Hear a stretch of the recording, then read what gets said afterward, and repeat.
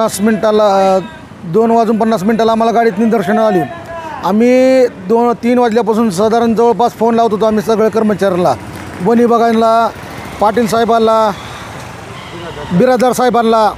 या गाडीचं परमिट नाही आणि चिंचाचे झाड आहेत मध्ये, चिंचाचे कटआउट केलेलं म्हणजे कटिंग केलेले मोठे मोठे झाड आहेत आणि परमिशन नाही, या गाडीला परमिट नाही।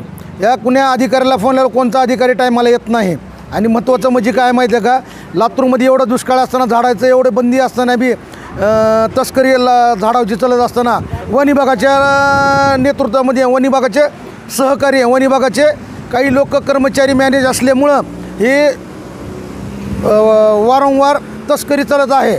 याच्यावर योग्यशी कारवाई करण्यात यावी हीच आमची नम्र विनंती। सगळे मीडियावाल्याला बी, पत्रकाराला, वन विभागाच्या अधिकाऱ्याला बी सांगणं आमचं ही नम्र विनंती।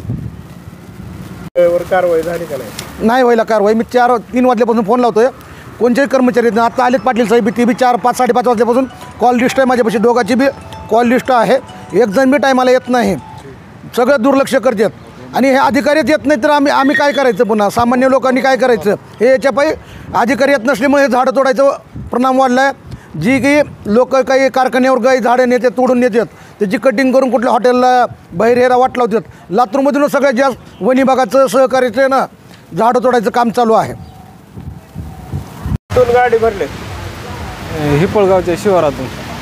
कोणते लाकड आहेत मध्ये? बोर आहे, लिंब आहे, चिच आहे, थोडी पडलेली झाडं होती वाऱ्यानं। ते ड्रायव्हिंग कधीपासून करणार? एक 2-3 महिने झालं। त्याला परमिट नाही का झाडाचं तोडलेलं परमिट नाही, पडले होते ती तोडले। कुणाच्या अडचणीवर जाते? खानसाबच्या। तुम्ही कोण तोडायला सांगितलं? आम्ही तोडाय नव्हती, व्यापारी तोडतोय आम्ही। व्यापाऱ्याचं नाव? आम्ही काय हमाला भरून आणतो। व्यापाऱ्याचं नाव अहमद आहे, अहमद पुढं अहमद सय्यद।